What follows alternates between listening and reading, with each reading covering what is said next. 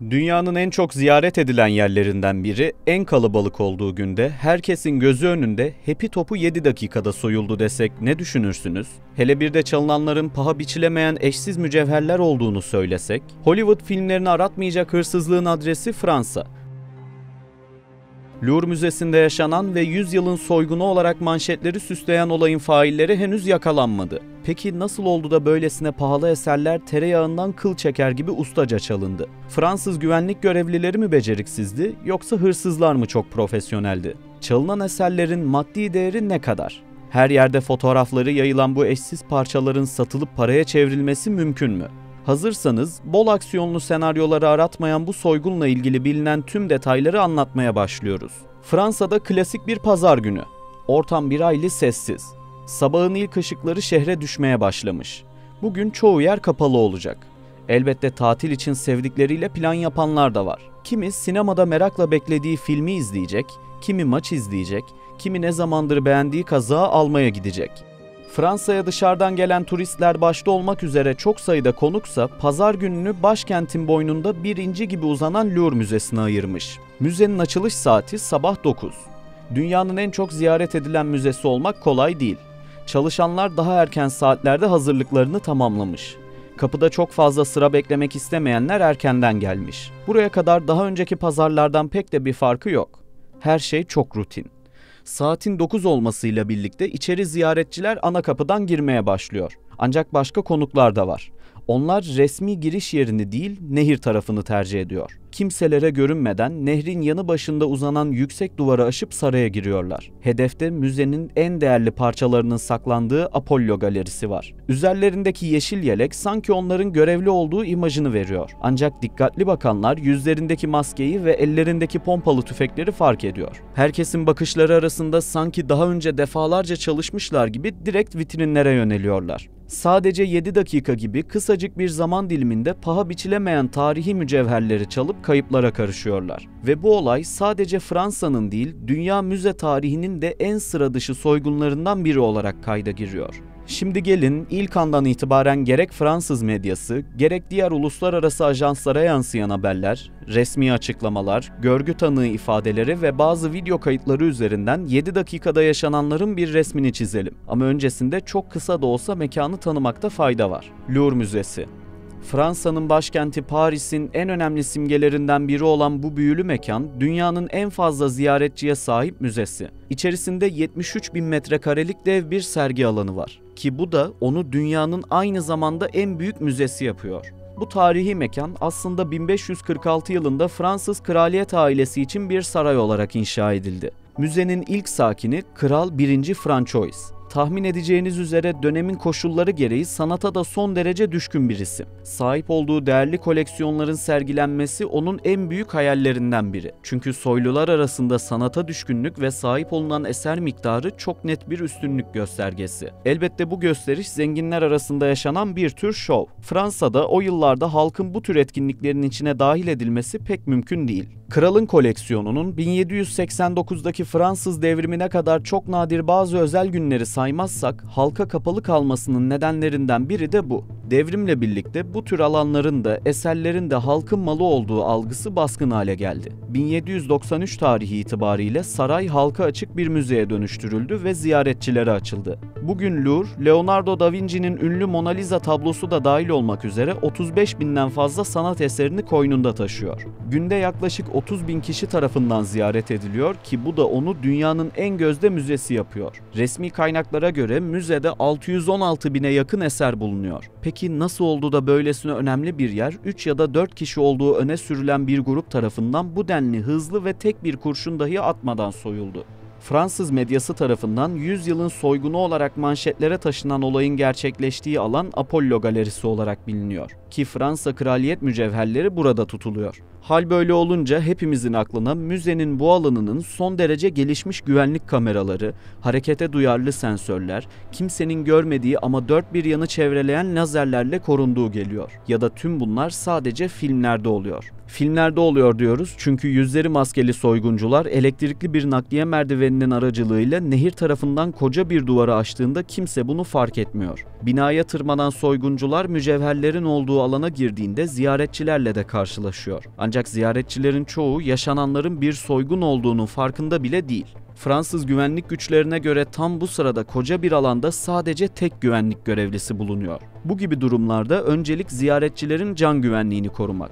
Ancak iddiaya göre güvenlik görevlisi bir yandan ziyaretçileri korurken diğer yandan hırsızlık protokolünü de başlatıyor. Böyle afili cümleler kurulunca otomatik kapanan bariyerler, kilitlenen dev kapılar, açılmayan camlar filan hayal ediyor olabilirsiniz.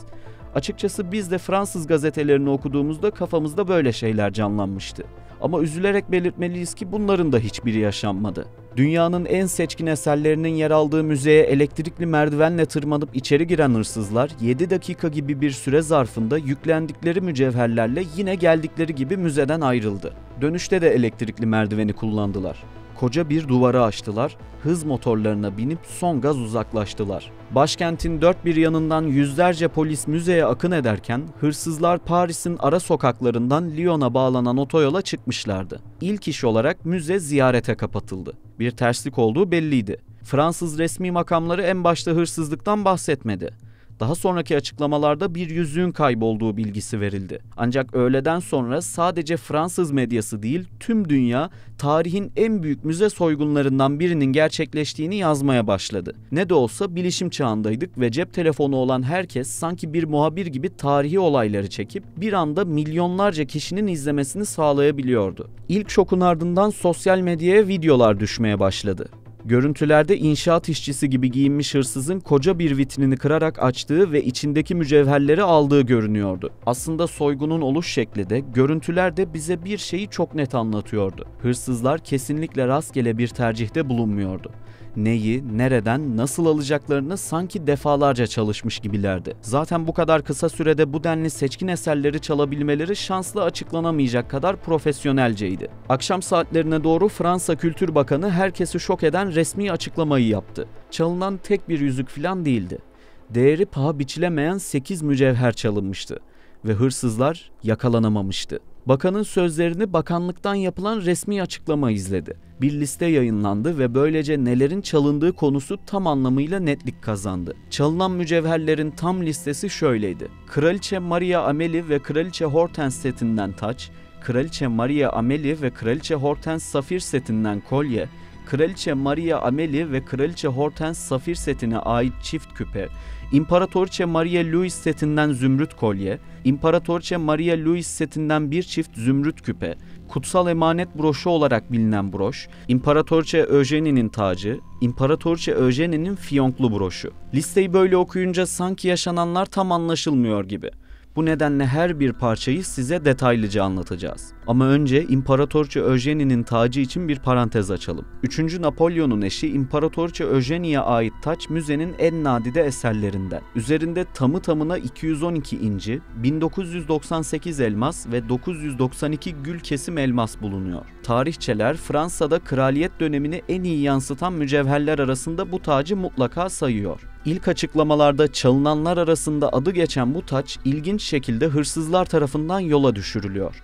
Fransız polisine göre kaçarken çaldıkları mücevherleri göğüslerine ya da çantaya sıkıştırmak isteyen hırsızlar bir anlık dalgınlıkla bu tacı yere düşürüyor. Elbette yere eğilip zaman kaybetmek istemiyorlar ve yollarına devam ediyorlar. Caddeye düşen tacın üzerinden bir araç geçiyor ancak sadece bir ucu lastik altında kalıyor. Tacın büyük kısmı hasar almadan kurtuluyor. Tac üzerinden çok detaylı incelemeler yapılıyor ve hırsızlara ait en ufak bir ipucunun bile izi sürülüyor. Ancak listedeki diğer 7 mücevher bahsettiğimiz taç kadar şanslı olamıyor. Onlardan henüz bir iz yok. Çalınan parçalarla ilgili bazı detayları aktarmaya devam edelim. İlk durağımız Eugénie'nin kemer tokası.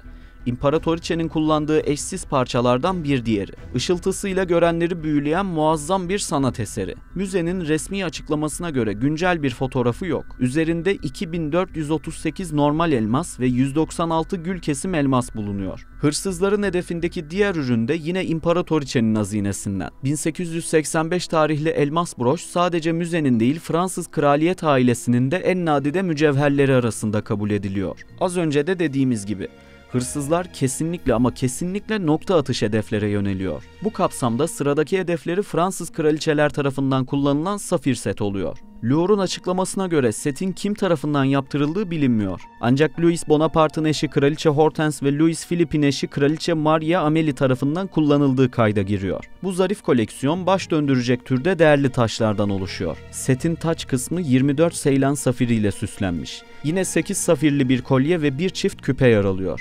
Fransız güvenlik güçlerine göre hırsızlar bu kısımdan sadece küpeyi alıyor. Setin diğer parçaları sağlam bir şekilde duruyor. Bu tarihi soygunda çok ilginç bir hediye de çalınıyor. Napolyon'un ikinci eşi Marie Louise de düğün hediyesi olarak verdiği çok özel bir zümrüt ve elmas kolyede hırsızlarla beraber müzeden buhar oluyor. Bu kolyede 32 zümrüt ve 1118 elmas bulunuyor. Müze yetkililerine göre Napolyon bu evlilik için 2 ayrı mücevher seti sipariş ediyor. Setlerden biri opal, diğeri ise zümrüt ve elmaslardan oluşuyor. Soyguncular sadece kolyeyi çalmakla kalmıyor. Zümrüt ve elmas küpeleri de yanlarına almayı başarıyor. Çalınanlar listesi ve detaylar böyle. Şimdi madalyonun diğer yüzünü çevirelim, o kritik soruyu soralım. 100 yılın soygunu gerçekten de hırsızların inanılmaz profesyonel bir ekip olmasıyla mı bu denli başarılı oldu? Yoksa Fransız makamları uzun süredir iddia edildiği gibi kamudaki güvenlik zafiyetlerine kulağını mı tıkadı? Burada elbette bizim kesin bir cevap vermemiz mümkün değil. Ancak gerek resmi açıklamalar, gerek Fransız medyasına yansıyan kimi kulisler kafamızda bir resim oluşmasına yardım edebilir. Önce resmi makamlarla başlayalım. İlk andan itibaren Fransız güvenlik güçleri bu soygunun tamamen profesyonelce hazırlanmış olduğunu iddia ediyor. Hatta onlara göre mücevherlerin soyulması talimatı büyük ihtimalle yabancı bir güç tarafından verildi. Olayın duyulmasıyla birlikte 60 kişilik özel bir ekip oluşturuldu. Ekibin tek bir işi var: soygunu çözmek ve hem hırsızlara hem de paha biçilemeyen mücevherlere ulaşmak. Eldekiler şimdilik kısıtlı. Güvenlik kamerası görüntüleri, bir ziyaretçinin telefonla kaydettiği kısa video ve henüz hırsızlar içeri girmeden önce nehrin kenarına yanaştıkları sırada polisi arayıp burada pek tekin görünmeyen kişiler var ihbarına ait ses kaydı. Elbette bunlara ek olarak çok değerli bir ipucu daha mevcut: hırsızların gider ayak düşürdüğü taç. Polis tacın üzerindeki parmak izlerine dair detaylı araştırmalar yapıyor. Yetkililer hırsızların müzenin rutin güvenlik uygulamalarını bildiğine inanıyor. Onları buna iten önemli bazı detaylar var. Örneğin güvenliklerden biri her gün saat 9:30 sularında sigara molasına çıkıyor ve koca bir alanda sadece 3 kişi kalıyor.